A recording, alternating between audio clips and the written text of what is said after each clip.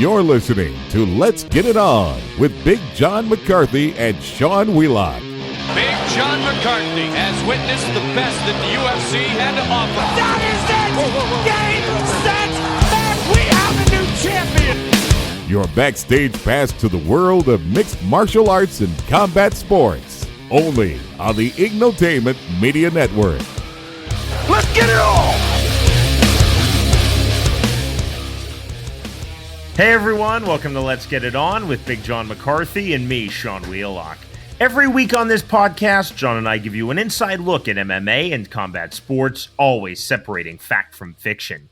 On this week's program, we'll examine the case filed by the UFC in federal court on Monday, which seeks to lift the state of New York's ban on professional MMA, and the UFC subsequently booking Madison Square Garden in Manhattan for an event on April 23rd.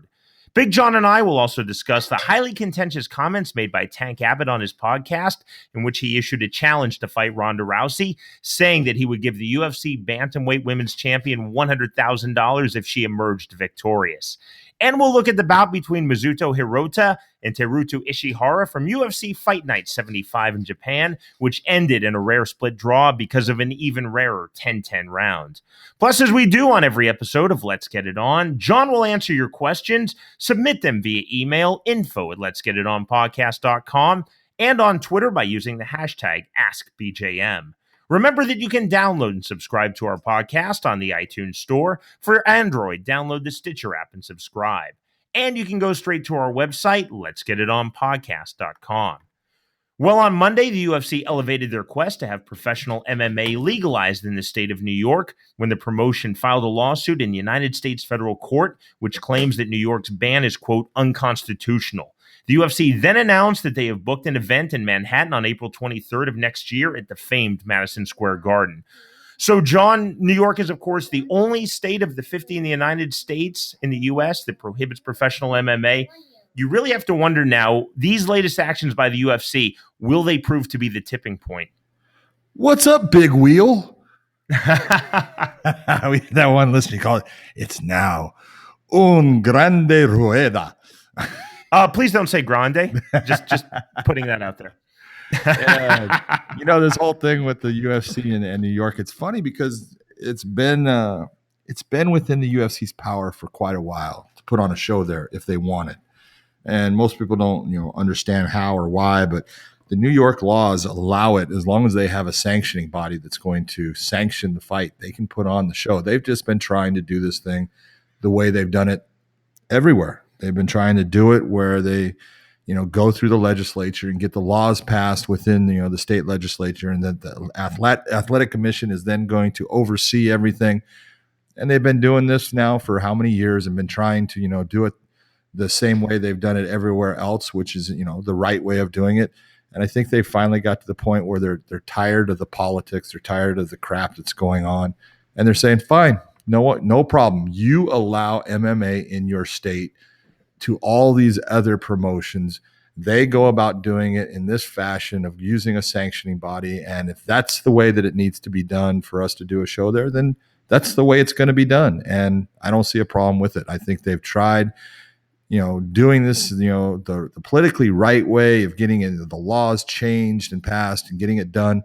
They've gone about doing it that way for a long time. They finally have said, screw it. In fact, they're suing the state of New York for unconstitutional actions. I kind of like that. It's like, fine. You want to play the game? I'll play the game back at you and let them burn through money. The only problem is they're burning through taxpayer money. But you know what? It's about time. It's stupid. It's ridiculous that New York is this one island out there. It's not the athletic commission. I just sat with Melvina Latham, who just stepped down as the executive director for the New York State Athletic Commission. And it's not that they're against MMA. They want MMA there. They want this to get passed. It's politics. It's the unions. We've said it too many times on this show. And you know what? It's about time that the unions get bypassed as far as what they've been blocking. Now try to block it this way.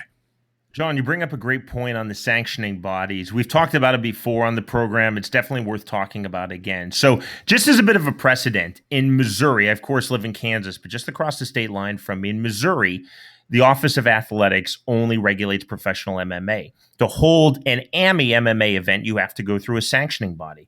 Could be the ISKA, PKA, Kick, Spire. It's the same thing on the professional level in New York when you're talking about non-Native American land. Now, there's sovereign land, Native American reservations, casinos that are hosting and holding legal professional MMA because it's the nation within a nation concept that you see in a lot of the U.S. states and Canadian provinces. But to hold this in Madison Square Garden in Midtown Manhattan, again, John, you're absolutely right. The UFC could do it, but they would have to go through this third-party sanctioning body. Some of these sanctioning bodies are really good, and some of them are just kind of made-up mom and pops. Yeah, that's absolutely right. But you know what? There's sanctioning bodies out there that they can use. They know who they're going to use, and I know who they're going to use, but it doesn't matter. The whole point is, it's sad that it's gotten to the point that it had to go this way. It's sad that, we have people out there that don't care about what's right. They care about winning at any cost based upon, let me be a shitbird, let me be an asshole and try to block what's good for people that live in this state because I want to win in that I don't think that you're right when you're doing something over here. And it has nothing to do with what you're blocking. It's politics. That's the way politics are. That's why I suck at them.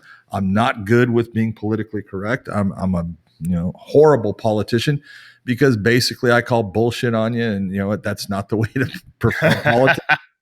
But I think in a way the UFC has finally called bullshit on them and said, "Hey, we're done. I'm done playing your games. I tried to do this the right way, the way I think it should be done, the way that we've done it everywhere else.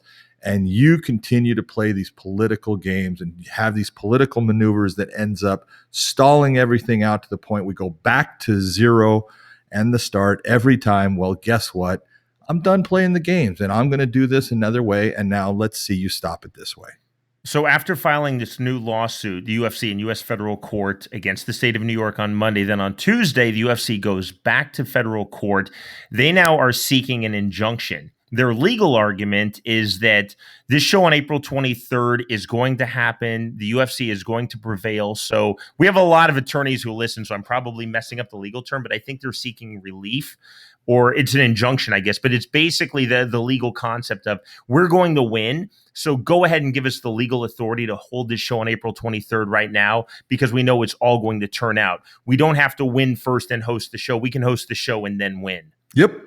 What a concept. And again, it gets down to the point of, hey, God, there's right and there's wrong. And, sometimes what we have as far as laws or rules, and we look and we go, it's just wrong. And so you look and you say, hey, sometimes I tell people all the time, you know what? It's okay to break rules as long as it's not hurting somebody, as long as it's not doing something that is affecting another person's life in a negative fashion. Breaking laws is different. You shouldn't do that. Breaking rules, it's a little, there's some leeway in there. And, but if you get caught breaking the rule and you get punished for it, don't cry about it because you broke the rule. It's just the way it is. But, they're going about doing this now saying, hey, all right, I tried to do this nice way and I tried to do it, in this politically correct way. And now, no problem. I'm going to break the rules of what we've been doing, which is no big deal. And I'm going to do it another way. And it's all gamesmanship. This is a chess match. And so instead of this being, hey, I'm going to take and, move this piece here, someone just did an incredibly different move than the other player was expecting because they had, a playbook on him and they knew how this guy was playing.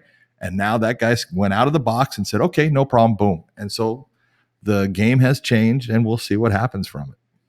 From my perspective, John, it's ridiculous that the state of New York would even want to continue this fight. From everyone's perspective, From Sean, everyone's. You're absolutely right. Because if you just look at the big picture, AMI MMA is allowed in the state of New York. It happens a lot throughout this state. Professional MMA.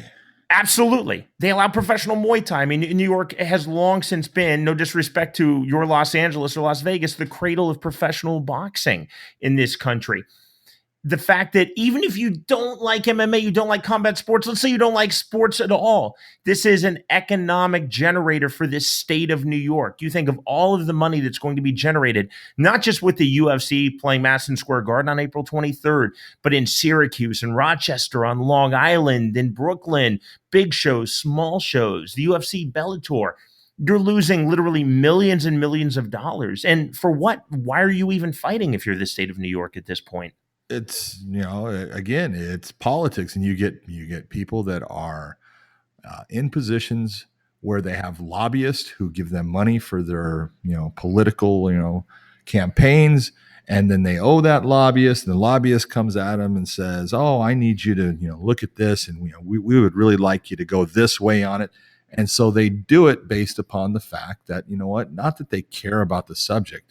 They do it based upon, it's a favor, and everything is about favors. And who do I owe the favor to? And that's where politics gets dirty, and that's where it gets ugly, because you know what? It's not about what's right. It's about who do I owe a favor to. And you know what? The favor part is done. It's going to be, hey, stop me in the move that I just took a left turn. Go ahead and follow the left turn. Now try to stop me here. Right. Every week on this podcast, we bring you our poll question. You can cast your vote on our website, letsgetitonpodcast.com. This week's poll question: do you believe that the UFC will actually hold their scheduled event at Madison Square Garden on April 23rd, 2016? Vote yes or no on our website, letsgetitonpodcast.com. John, my vote is yes. I don't think that the state of New York either will have the will to fight, or I don't think that they will prevail, because I think a lot of law is based on precedent. And look at the precedent with professional MMA established over the last 22 years in the United States. This is archaic. It's ridiculous, but it's going to go to the Court of Appeals, and all these things that have been in place, and all of this precedence that's been put out. It's going to be incredibly hard for anyone to build a case saying, well, this is bad for the state of New York. They can look at it in any fashion they want. They're already allowing it. That's the part where they're really screwed. It's not like there is no MMA going on in the state of New York. No, there's a lot of MMA going on in the state of New York. So when you look at it that way, the court's going to look at it and say, well, you're allowing MMA in the state. You're allowing it in, amateurs. You're allowing it professionally due to sanctioning bodies. So why is it that you are trying to hold back this organization? And that's really what it comes down to.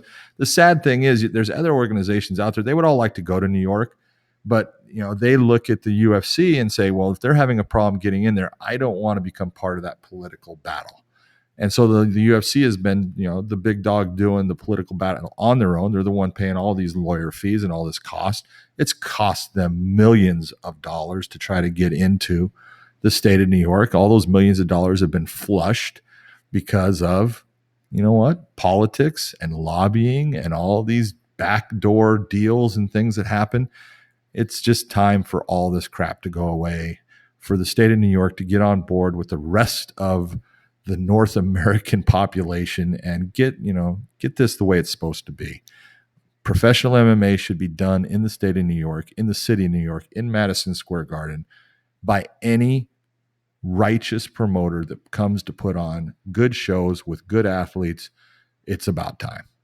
John, with so many things in the brief history of MMA, you were a key figure. Let's take everyone back, September 1995, the Odd in Buffalo. It was then the home of the NHL's Buffalo Sabres. UFC 7, you were the one and only referee. And after that, some politicians said, never again in the Empire State. Yeah, well, again, how did it all happen? What came about? And that's the real story here is, the show that went off, in Buffalo at the Odd, UFC 7, it was a great show. It was a great show as far as the amount of people that came out to it. They filled that place up. It went off well. Marco Huas was the guy that won the tournament. You had Shamrock against, I think, Oleg Taktarov as the super fight, and that went the distance and stuff. But the show overall was good. And then they tried to, they made a deal. All of that was done. It's funny that New York was actually one of the first states that actually legalized MMA. because Governor George Pataki signed MMA into law. And then there was, a deal that was made. That deal was made between the UFC and the politicians of New York. And that deal was that the UFC was going to go to all of the cities other than New York City. They were going to go to Albany. They were going to go to Niagara. They were going to go to all the different outlying cities to put the show on until the state of New York was comfortable with what was MMA at the time.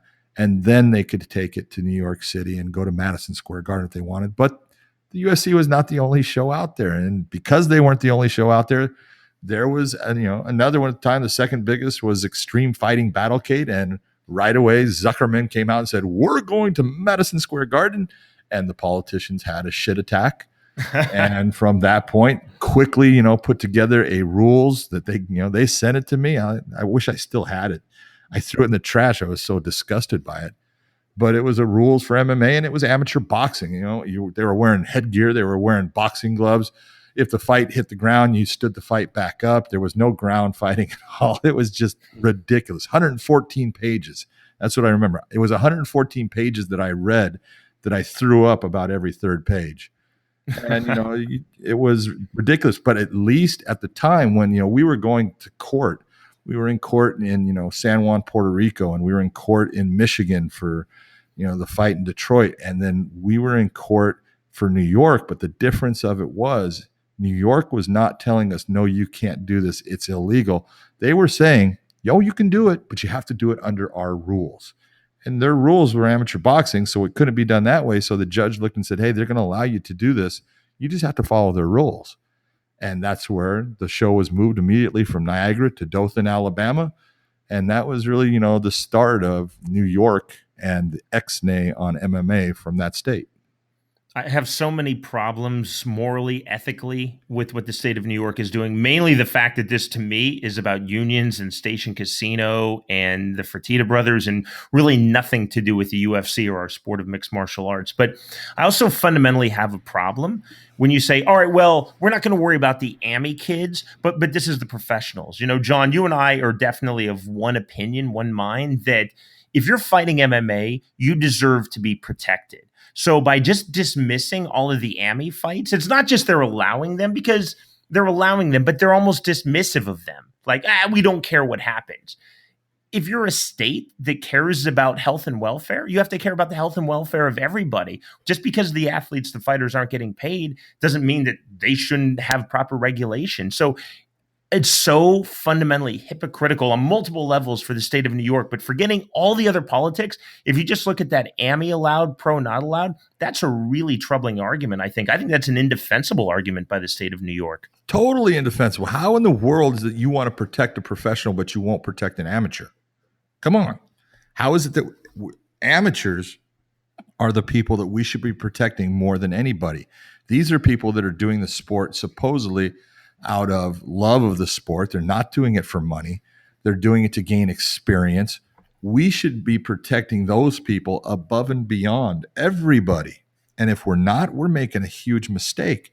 Those people don't get, they're not getting compensated for, the time that they're training. They're not getting compensated for the actual event that they're participating in. What, they're getting a medal, they're getting a trophy. Oh my God, how exciting.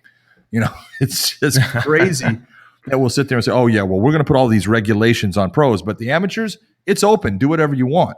It's just nuts. And that's, again, that's politics going and looking at things and doing things in a backwards fashion. But that's been the way it's been in a lot of places, and it takes time for anything to, come about and be done the right way. Amateurs is a real question everywhere. And it's a question because, many states will use outside organizations to sanction their amateur events. But the problem is promoters are always going to look for what's my cheapest and not what's my best. What's the best for the fighter? The promoter doesn't care about for the most part. There are promoters out there that do, and I'm sorry that I say that with a blanket statement covering all of them. But most of the promoters are looking to see how many, where can I cut costs? And if I can cut costs with a cheaper sanctioning body that does less, I don't care. It's costing me less. They do less. Oh, well, what do I care? I can still put on my show.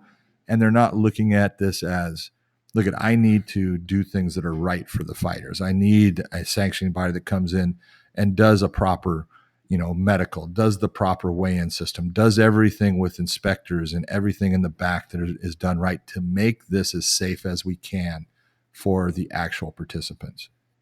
John, all of this with New York feels to me like something that people are going to look back who are big fans of the sport or students of the history of MMA in 10 years, 20 years, 50 years and say, that was really ridiculous. It's amazing that New York, the city, the state, the county, Madison Square Garden, they didn't allow MMA. We're going on 23 years into the history of our sport, and New York didn't allow it. It's almost like fight historians are going to look back and go, that was really odd. We don't know the reason for this. Oh, it's simple because, New Yorkers and, New York as a city, New York looks at themselves as the center of the world, and they may be right about a lot of things, but they're the center of stupidity when it comes to MMA.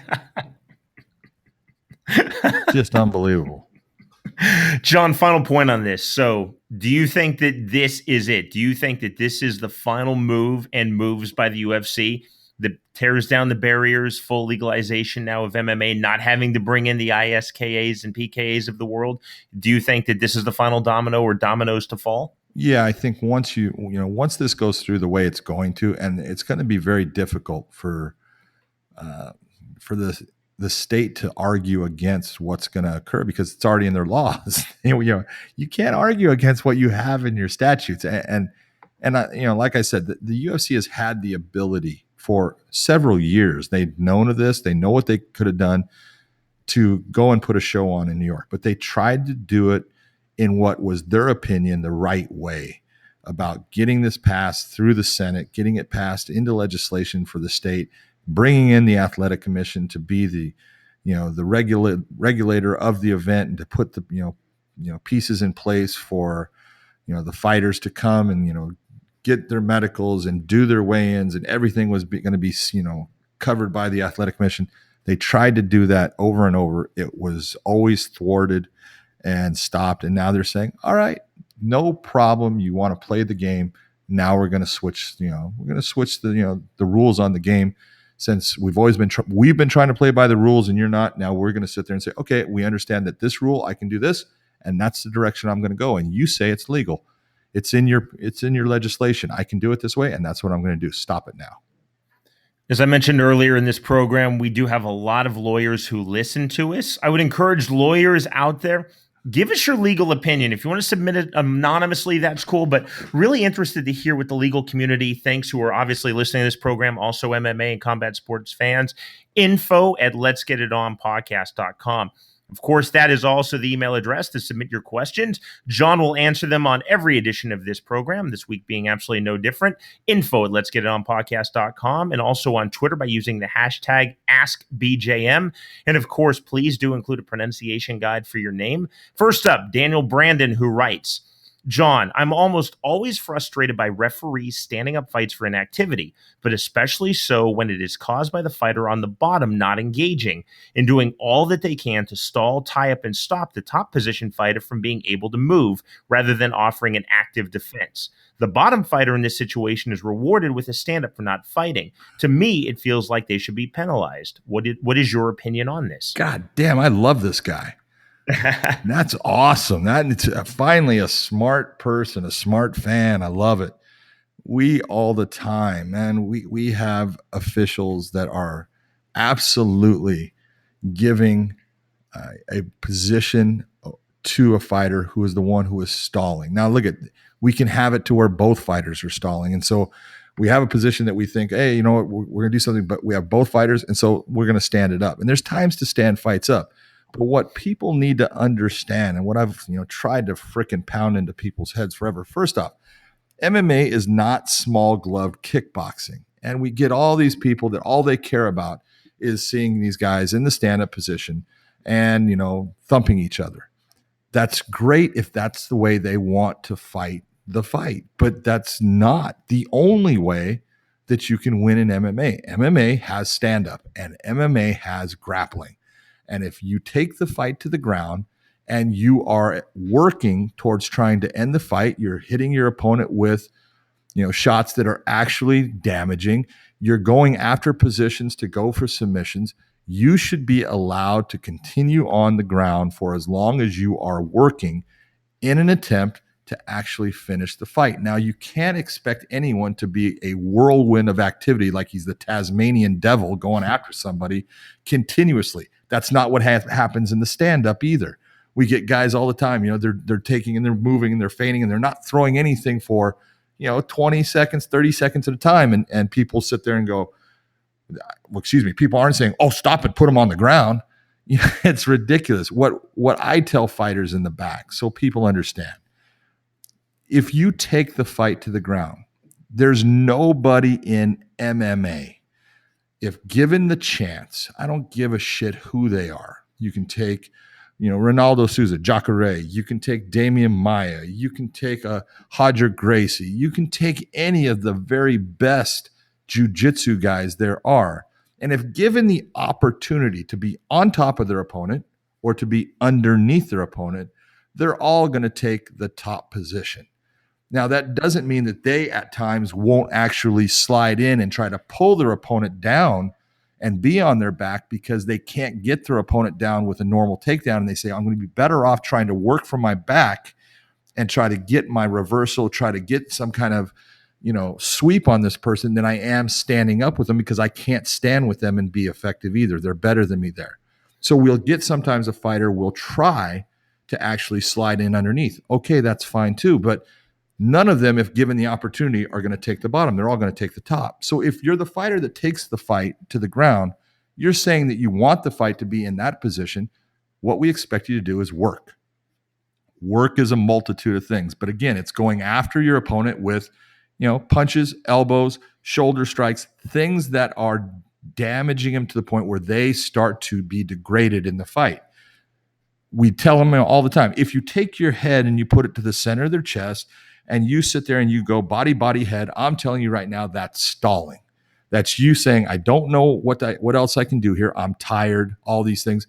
That's the point where we're, as a referee, we're going to say, hey, work.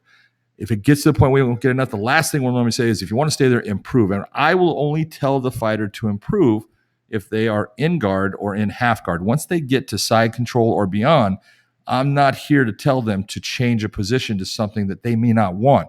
If they're in side control, I shouldn't tell them improve, because what I'm telling them is, you need to go to mount. And he may not want to go to mount. She may not want to go to mount. So my job isn't to tell them you have to get to this position. My job is to just make sure that they're actually going after the fight in an attempt to do something that can end the fight. So we tell them, if you're in that top position and you stall, that is when I will give you a warning, but I'm going to stand you up quickly if you're the one on top stalling. Now, if you're the fighter on the bottom and you decide to close your guard and grab a hold of your opponent, bring them in, suck them in close to you, you can do that. That's legal. But understand, you're the one that is slowing down and stalling my fight. So don't look to me to stand you up. It's not going to happen. The only way that'll happen is if you stall that fight to that point and your opponent on top of you doesn't try to work through. He just sits there and does nothing. If he doesn't try to work through it, then there's a possibility of the stand-up. But as long as they're trying, I'm going to give him all the time in the world to get past what you're doing to stall the fight.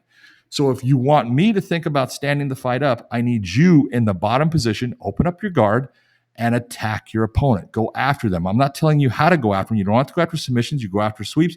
But if you're in an open position where they can try to move to a better one and you're controlling the fight and keeping them, and they're actually starting to hold on to you to try to hold position, that's how I, as a referee, will look at it and actually start to stand the fight up.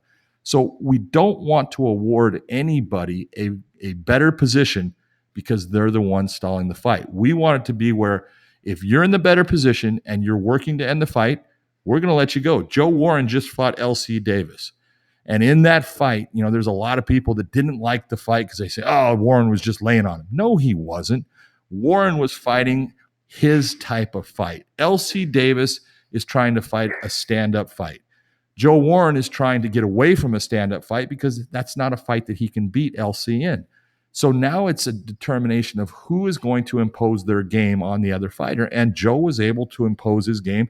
He would take LC down, and he would work. He would work for positions, for submissions. He would work to strike, and he just wore the fight down and won it by decision.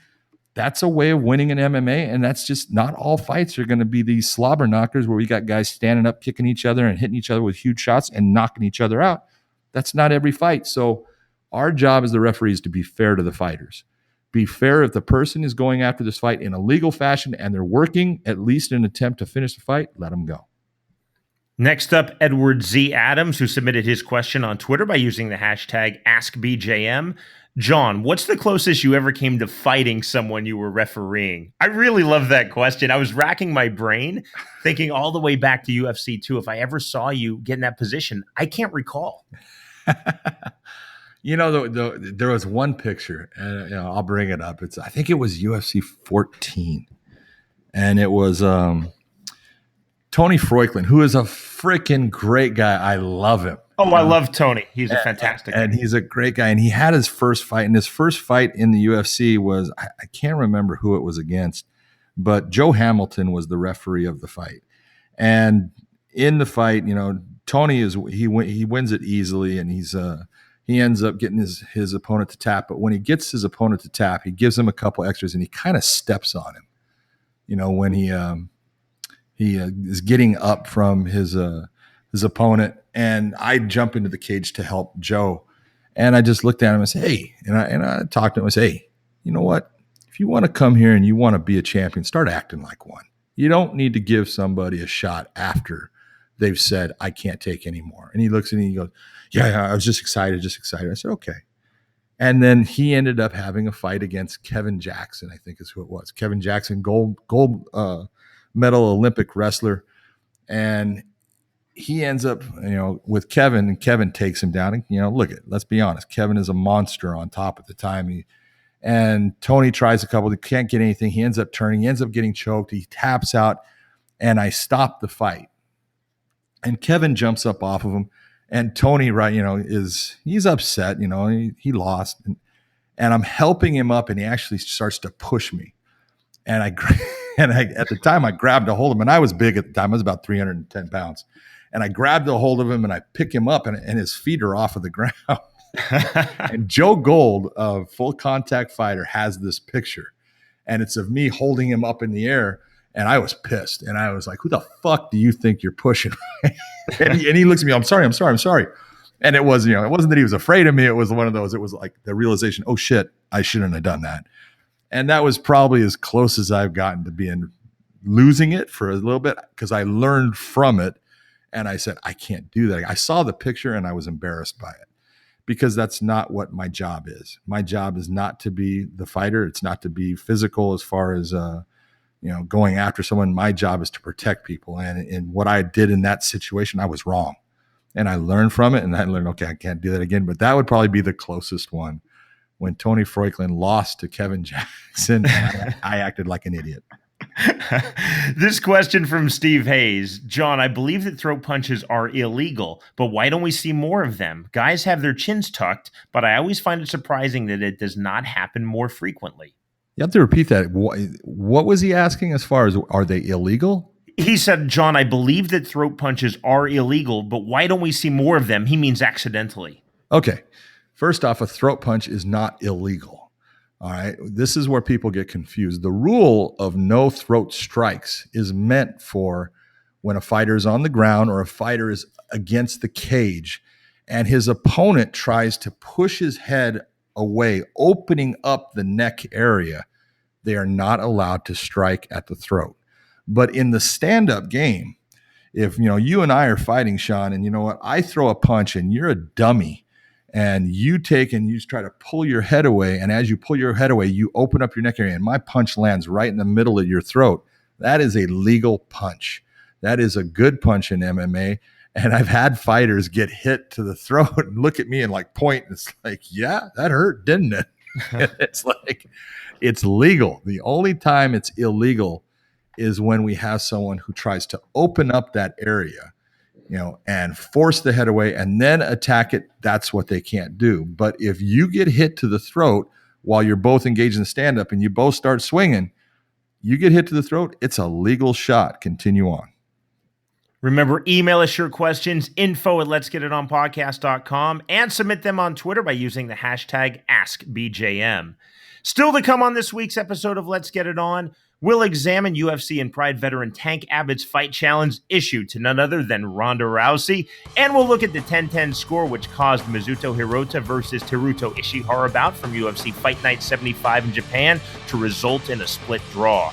With Big John McCarthy, I'm Sean Wheelock, and you are listening to Let's Get It On.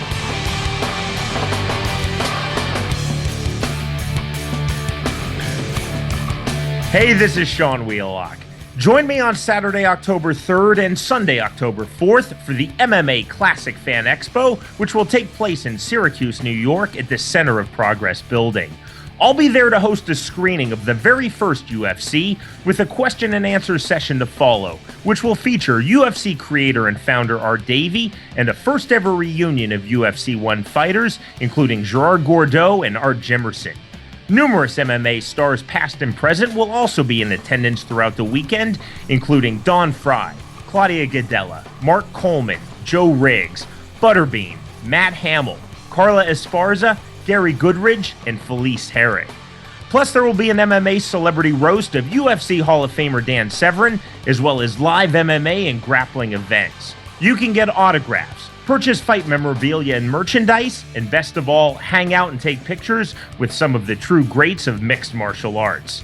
Tickets are available right now online at themmaclassic.com. Again, that's online at themmaclassic.com. October 3rd and 4th in Syracuse, New York for the MMA Classic Fan Expo. I'll see you there.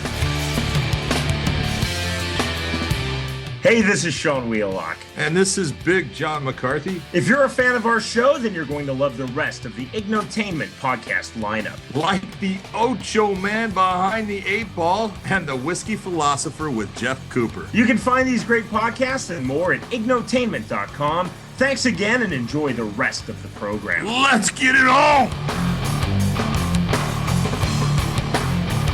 When looking for new and exciting clothing concepts, look no further than Lambs to Lions.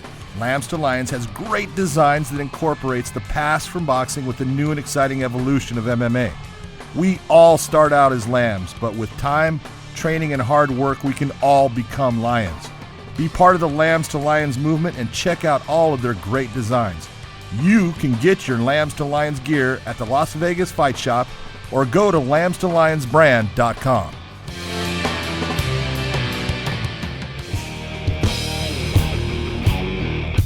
Now, back to Let's Get It On with your hosts, Big John McCarthy and Sean Wheelock. Tank Abbott, of course, established himself as one of the early stars of MMA, making his debut in the sport in 1995 at UFC 6 and continuing his career through 2013. Now 50 years old, Abbott has again made headlines in the MMA world as he discussed the idea of challenging Ronda Rousey to a fight. Abbott said, quote, and again, I'm quoting Tank Abbott. This isn't me speaking, I'm quoting. She's a girl. It's all about this emotional stuff. I don't care. Abbott continued. Again, this is Tank Abbott. This isn't me. Quote, I am going to put it out there. To any female, I will fight you. I won't even train. If I win, which is going to happen, and you're going to get bashed up good, you have to make me a sandwich. If you win, I'll give you $100,000. John, I'm not sure if people feel more revulsion or pity towards Tank Abbott at this point. Oh my God. Hey, let's grab it, trying to get some attention again just one more time. It's ridiculous. The whole statement's ridiculous. You're a 280-pound man and you're challenging a 135-pound woman. Wow, that is so impressive. Damn, that's really great, man. Just pat yourself on the back. It's ridiculous. This is where we get people and you look and you go, do you understand what would happen if, because we get people all the time asking, what about, Ronda facing a man? It will not happen. Okay.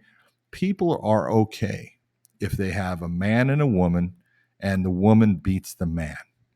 Woman beats up on the man. People are okay with that. That's cool. They like it in the movies, but they're not too cool with a man beating the piss out of a woman. And that's what's going to happen most of the time when we have two fighters that know what they're doing fighting each other, and one's a man and one's a woman. Now, we can always get somebody who is untrained and take a trained woman, and yes, she could beat a man if the man is untrained. Tank is a person, he's fought. Tank has trained a lot. He's a decent wrestler. He's got, strength and power. He's got, no lungs anymore, obviously. He didn't have them when he was fighting much either, and that was one of his biggest problems. But, physically, strength-wise, it's going to be tough for any girl to deal with a 280-pound man. He can punch, he can hurt him. This is why, size does matter, especially when both people understand what they're doing. It is a huge difference in the fight. And so the whole thing is just ridiculous. It's ridiculous that the MM media even puts it out there. Honestly, shame on them. Okay, if Tank wants to say something that is so ridiculous, good. Let him say it and let it fall on deaf ears, because no one cares. No one cares about, Tank Abbott can beat a girl. Congratulations. I'm not impressed. One thing I was wondering, John, where's Tank Abbott going to get this $100,000? Yeah, well, you know what? It's imaginary, like a lot of things are. It's good to me that Ronda Rousey hasn't even responded. A lot of active UFC doesn't deserve a response. Come on, Sean. Are you going to respond to? I get people on Twitter every day asking me the most ridiculous questions ever, and I don't respond because it's like, you know what? If you need that answered, then you've got real serious issues in your life. And it's like, it's, sometimes I'll answer the ones that they're stupid, but okay, I'll answer it. But people come up with the dumbest things. And sometimes the best way to answer the dumb things like this is no freaking answer at all. John, what does it say about Ronda Rousey right now? What does it say about the state of women's MMA, which I'm a huge proponent of, always have been, always will be, that in the media right now, there's speculation she's going to fight Floyd Mayweather Jr., which hopefully we've put to bed that it's complete nonsense. Farcical, as Al Michaels once said. Farcical, I like that word. Farcical. It's not going to happen. And then Tank Abbott, which is just ridiculous. It's just the babblings of somebody on their podcast. But what does that say? Why is this coming out about Ronda Rousey? Is it just because she's so good? Because she's freaking on fire right now. And her name, you put your name associated with her name, there's a possibility of something latching on with it. So, why would someone try to associate themselves or put their name out with Ronda Rousey? Wow, that's not too hard. You know what? The media will pick up on it right away. I'm not trying to make a fight for anyone, but I know there's guys out there at 50 years of age that would love to fight Tank Abbott still. There's a guy named Randy Couture. You know what? Oh, yeah. Pull him out of retirement right now if they wanted to have him fight Tank Abbott at whatever weight you want, because there's guys that have always wanted to, say, hey, I want to beat the piss out of him. And, there's guys there for Tank to fight, if he wants to sit there and say, I'm going to fight a girl. I can beat a girl. No one cares. It's just a stupid statement by, a guy that's trying to put his name out there again. John, while we're on the subject of David Abbott, I think it's a great old school story about you and Art Davie and how David Abbott became Tank Abbott. How his discipline was listed on UFC broadcast as pit fighting. Oh my God. You know what? I was sitting in Art Davie's WOW office, which was in, across the street from the Gracie Academy. I'd gotten done training, and I don't know why I was there. He asked me to come over, and we're talking. And as I was sitting in his office, a phone call came in, and it was about this guy, David Abbott, who was this, fighter from Huntington Beach, and he could bench press 600 pounds. And Dave Thomas was the guy on the phone, and Dave Thomas was a friend of Tank's and was saying he'll kill everybody in the UFC and stuff like that. And Art was being the normal Art Davie. If you knew him, he was just like, he was throwing out, little lures and trying to reel Dave in with the things he was saying. And at a certain point, he sit there and he said, so where does this guy fight then? And he says, well, he fights in, construction yards and, bars and things like that. He says, well, construction, you mean like in a pit? He goes, yeah. So he's a pit fighter. Right. And he goes, yeah. And he says, kind of like, anybody that wants to go there, they can fight. And I said, so it's kind of like, Any Which Way But Loose with Clint Eastwood. Right. And he goes, yeah, what was it? And he looks at me and he goes, what was that guy's name? I said, Tank Murdoch. He wants to be like Tank Murdoch. He said, so this guy's like Tank Murdoch. Right. And, Dave goes, yeah, the same thing. That's exactly what he does. He'll challenge anyone. So he goes, so we'll call him Tank Abbott. And Art Davie was the one that, off of Tank Murdoch from Every Which Way But Loose, or Any Which Way But Loose with Clint Eastwood. That's how Tank Abbott got his little moniker of Tank from Tank Murdoch. The only thing we didn't have was an orangutan.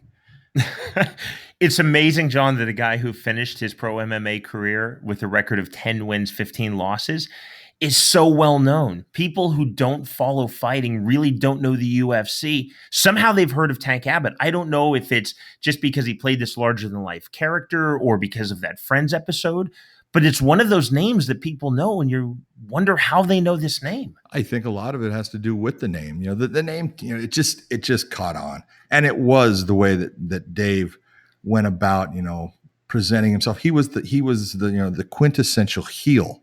He took the pro wrestling, idea of what the heel is, and that's what he made himself. And he was brilliant in doing it. He's a smart guy. I'm not taking anything away from him. I enjoyed him during the time that I spent with him, and he was great at being this heel that some people just hated to the point they had to see him lose.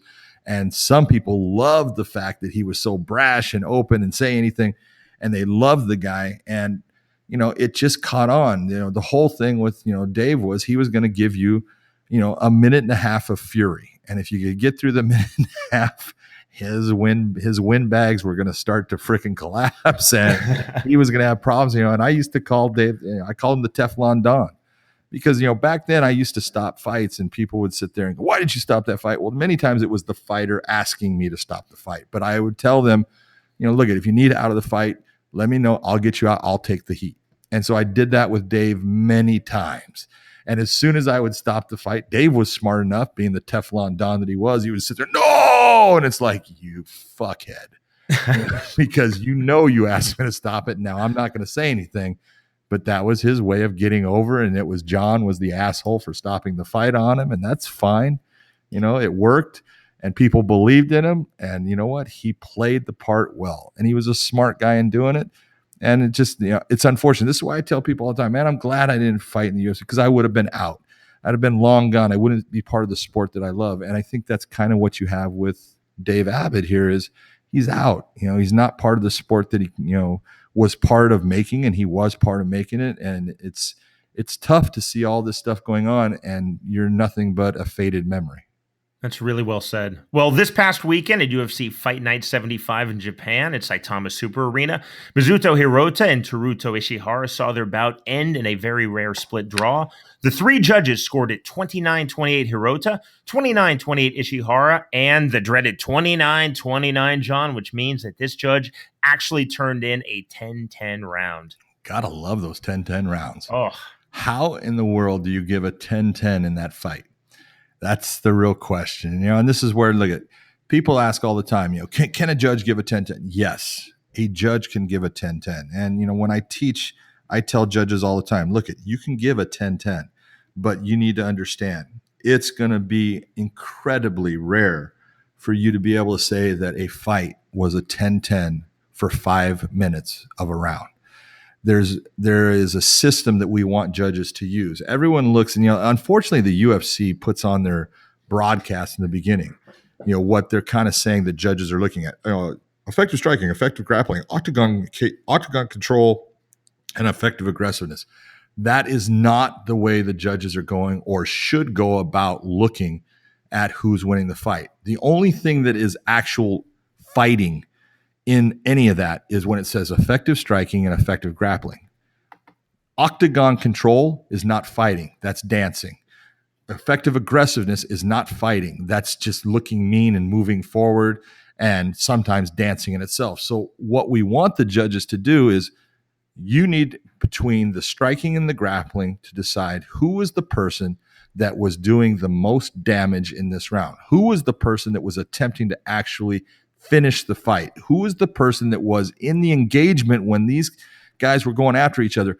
Who was landing the most effective and most damaging punches? Who was the one that was using grappling in the most effective way to set themselves up for submissions to bring an end to this fight? That's what a judge is going off of to judge the round, not cage control and not effective aggressiveness. Those are what you bring in if you say the round was so close that it was even in the striking and even in the grappling. Now I'm going to bring in, okay, who was the person that controlled the cage? Who put the fight where they wanted? And then who was my aggressor? Who was the one that actually tried to get this fight going? Who was the one that was going after the fight? And if in 5 minutes you can't figure that out, then you probably are not understanding what fighting is. You're probably not understanding how to judge MMA, and you probably shouldn't be doing this as a professional, because your job is to come up with the winner of that round based upon what you're seeing. When we have 5 minutes to go by and you say it's even, that means you're telling me you don't know what you're looking at. I've never, in all of my years of doing this sport and judging fights, have I ever come up with a 10-10 round. I've gotten ones that are close because I have a certain system that I use, and I'll be 0.5 on one side, but it's always going to be there for me, because if you're judging it the way a judge should do it, you're going from the beginning of the round to the end of the round, and you know who's winning that fight at any moment that it's called. You know who you would have gone with.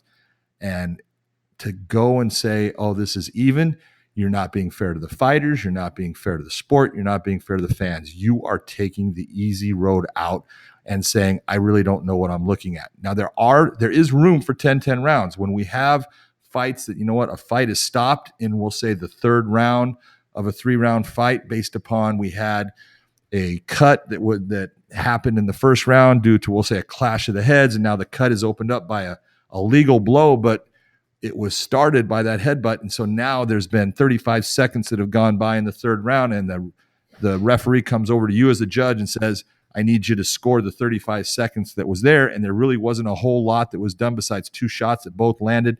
They were both about the same equal. You can put a 10-10 in that situation. That's what it's there for, because there wasn't enough information given to you to actually give this round to one guy over the other. But if you get in that same position in 5 minutes, you've just hit the lottery, because it just doesn't happen very often. John, our mutual very good friend Rob Hines, one of the best referees in all of MMA, has a great line on 10-10s. He says, they're like unicorns. Some people believe in them. Some people even claim that they've seen them, but they do not exist. There you go. And that's a great line, and it's exactly what we're talking about. So for me, I've seen one 10-10 in my life. And it's a round that wasn't even scored. It was the first Mario Zaromskis versus Joachim Spiritwolf fight. Took place in Strikeforce, November 2010. It lasted 6 seconds in the round number 1. There was an accidental eye poke, and it ended in a no contest. Obviously, it wasn't scored. It went to a no contest. But had that been round 3 and they would have scored it, that's a 10-10 round, 6 seconds in. That's literally the only 10-10 I've ever seen in my life using the scoring criteria.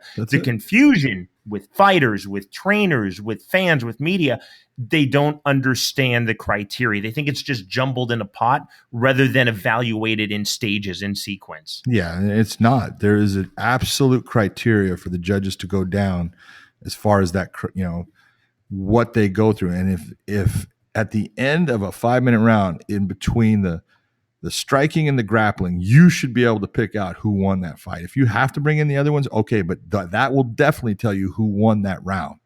And to sit there and say, oh no, it's even at the end, you're taking the easy road out. It's a cop out.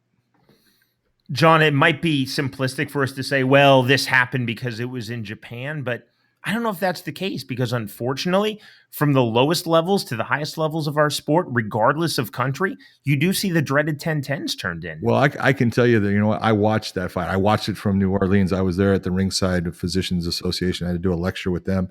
I watched it with several doctors that were, watching the fight with me, other officials that were watching it. And we actually scored that. And I can tell you, there was a winner of that fight. Now, I'm not going to sit here and say who it was, but I guarantee you there was someone that should have won that fight. For you, is it just a cop-out? Is it judges just don't want to make the tough decision? That's it. It's too close. There's been all kinds of times, guys have done things, go back to the, Mark Hunt versus, Antonio Silva, Bigfoot fight. And you look at that, and there was a 10-10 round in that. And it was and there was a 10-8 round that was not a 10-8 round. And you look, and it's like you're trying to, that you didn't score that one right. Now you're trying to make it up. You can't do that. As the judge, when that card leaves your hand, it's over. That round is over, and you go on to the next, and you judge the next round fairly. And if you think that you screwed up, then you need to go to the commission during that break and say, hey, I need to switch that. Okay. But once it is recorded, it's over, and you need to move on from it. You cannot try to, alter things with your score based upon, oh, I think I did this. That's not your job.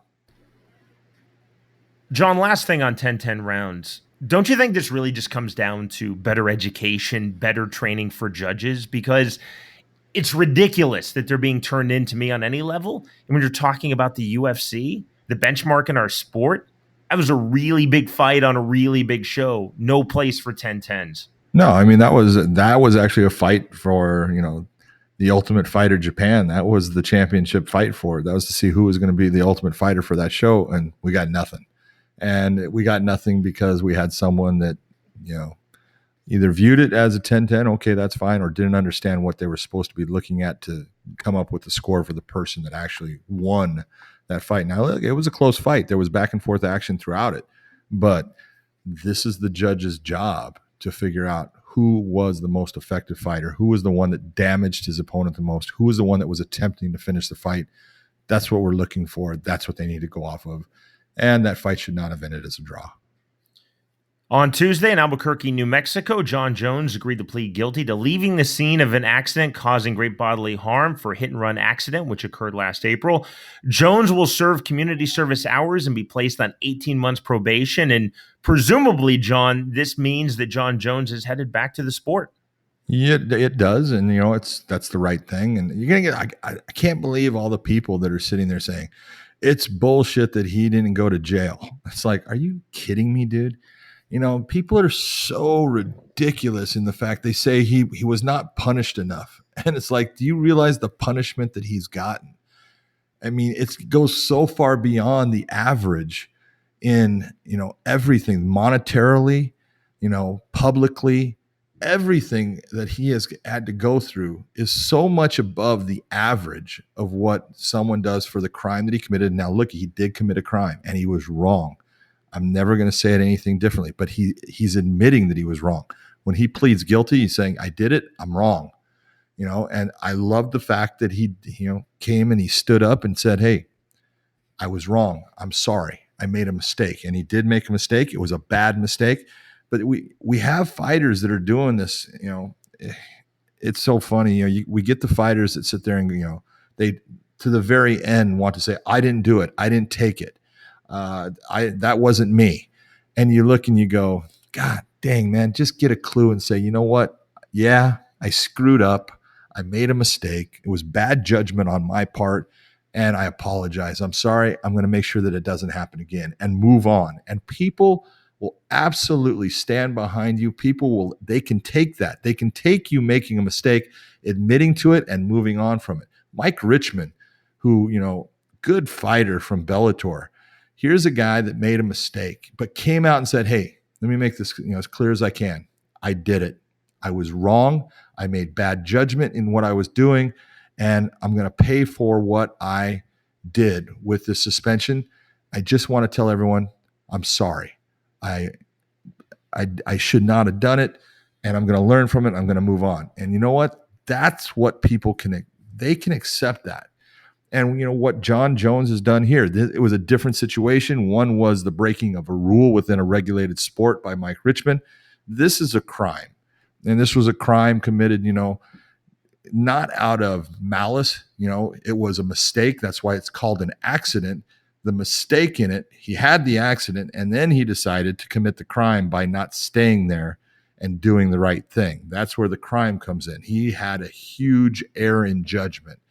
And he's paying for it. But the fact that people want to sit there and see him go to jail for it, it's like, this is not like he thought about, hey, I'm going to get in an accident here and then run from it. Okay. A lot of people under stress and pressure will make really bad decisions.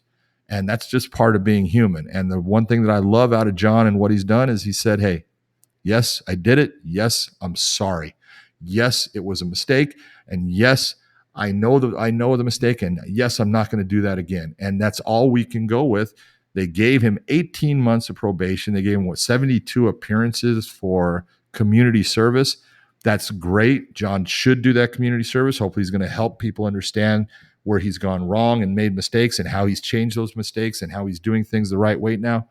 That's great for kids to see a guy who has made mistakes and it says, hey, this can happen to me. It can happen to you. Don't let this happen.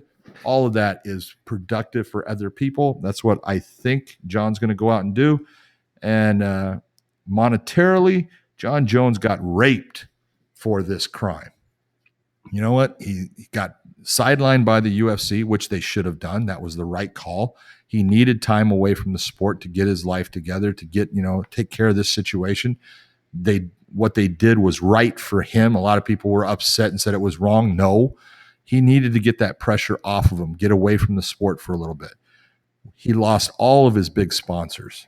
That's a ton of money going out that people don't realize how much that affects the fighter, because no matter who you are, you get used to a certain lifestyle and you sit there and you think that this is going to be there forever. And so when you buy a house or you buy a car and you say, I can afford this, and now all of a sudden it's taken away from you in a blink of an eye, and now you have people that are coming after you trying to collect bills and things, and you don't have the funds that you once had a month ago. Trust me, it changes your life. It alters your life. And John has paid for this in a big way, and I hope John can get himself back to where he's financially comfortable. I hope that he's able to take care of his family the right way. I think it's right that the UFC puts him back in the rotation, whether he wants to come back and try to get that light heavyweight strap or if he wants to move up to heavyweight, whatever he wants. The best of luck to John Jones. The sport needs someone as good as he is. He is electric when he fights, and hopefully he's a better man now than he was several months ago in his decisions, in the way he approaches life and the way he approaches dealing with people.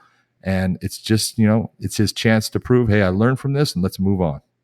John, you have to wonder, the UFC, they're certainly thinking about this, but they're almost in a situation, no matter what they do, they're going to be met, I think, with some dismay, some outrage. People are going to say, whatever you've done, you should have done the opposite.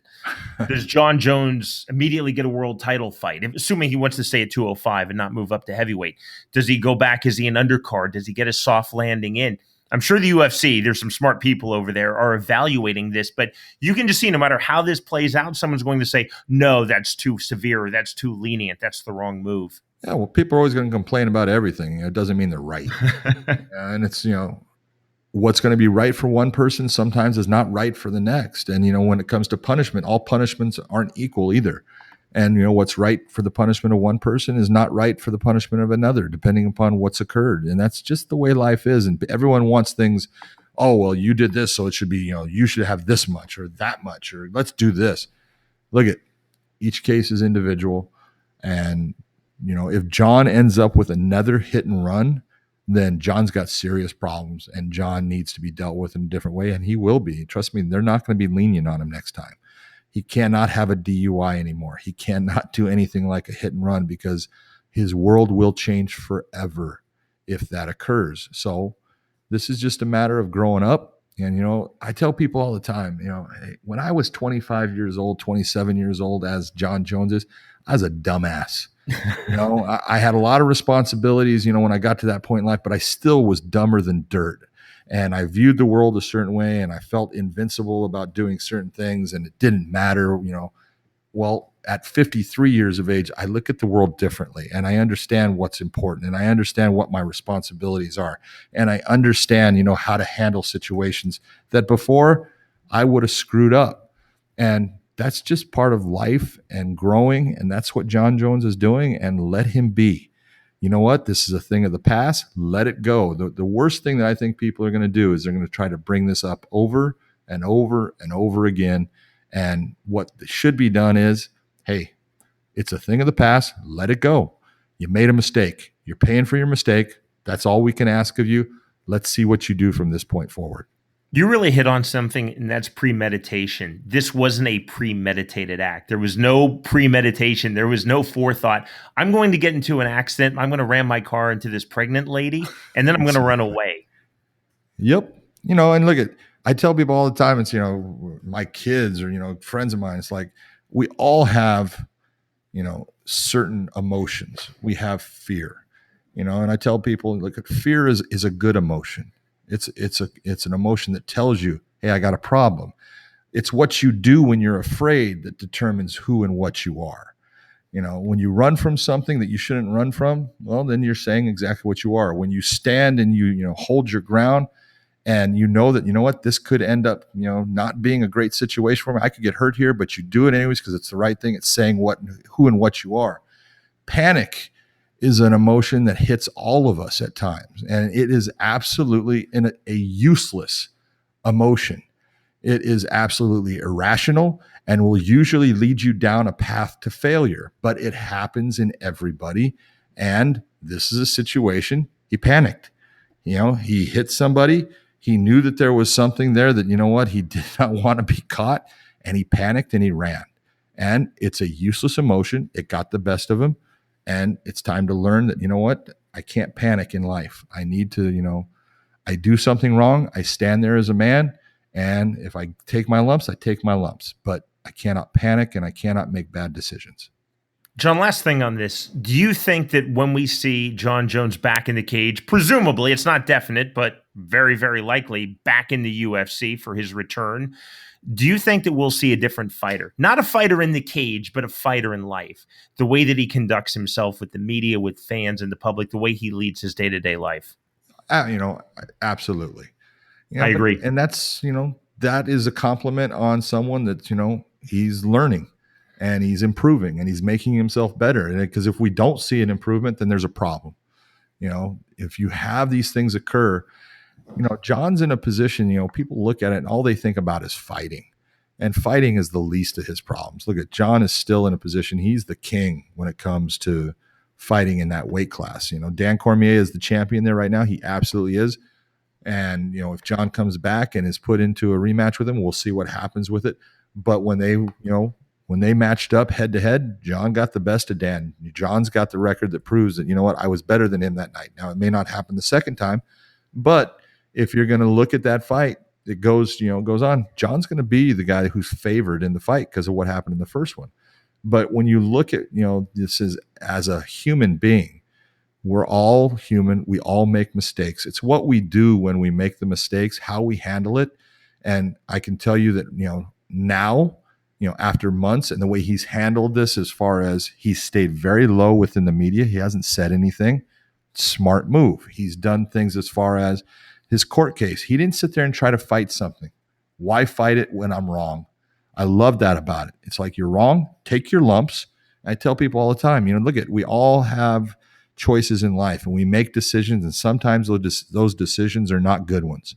And with those decisions come consequences. And don't sit there and cry when you make a bad decision and then the consequences come and spank you upside the head. Just sit there and say, okay, how do I now make it so this never happens to me again? And I think that's what I'm seeing, with John. I think that's what he's doing. He's been going to the gym. He's been training. He's been keeping the people around him that are important, that keep him, stable and level-headed. That's what he needs to do. He needs to get rid of all the other bullshit in his life that was affecting him in negative fashions. Learn from this, take care of his family, take care of his kids the right way, and make this a thing of the past. We are back with you next week for an all-new episode of Let's Get It On, first available on Friday. Download and subscribe to our podcast on the iTunes Store. For Android, download the Stitcher app and subscribe. And you can go straight to our website, which includes our complete program archives, free of charge, letsgetitonpodcast.com. You can also find us on social media, facebook.com/letsgetitonpodcast, and on Twitter @PodcastMMA for this show, and for us personally, @JohnMcCarthyMMA and @Sean Wheelock. To ask us a question, make a comment, or inquire about becoming a sponsor of Let's Get It On, email us at info@letsgetitonpodcast.com. Again, that's info@letsgetitonpodcast.com. For Big John McCarthy, our producer Chris Lakin, and our entire crew, I'm Sean Wheelock. Thanks for listening, everyone. This has been a presentation of Ignotainment Media Network, online at ignotainment.com. Let's Get It On with Big John McCarthy and Sean Wheelock, only on the Ignotainment Media Network. Don't forget to leave a rating and review in the comments section of the iTunes Podcast Store. If you have questions, comments, or are interested in sponsoring the show, contact us at info@letsgetitonpodcast.com. Or check out our additional lineup of podcasts, including Ocho Man, Behind the Eight Ball, The Whiskey Philosopher, and Youth Baseball Talk at ignotainment.com.